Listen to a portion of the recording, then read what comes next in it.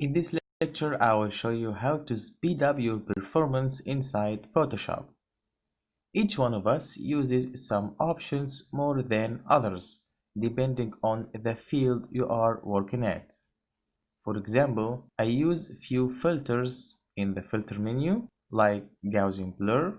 I use it very often. So each time I take a little bit to look for it among all these filters.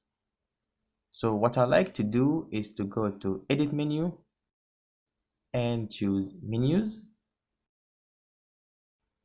and I will look for Blur,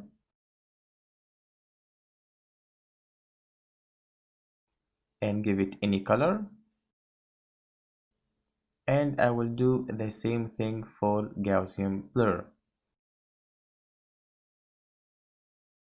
That way, when I go to filter, it will be highlighted with the color I have chosen. And you can do the same thing with panel menus.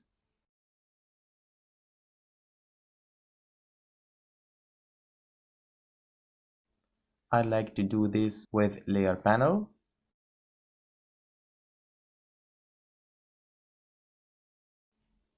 I will highlight export as because I use it a lot.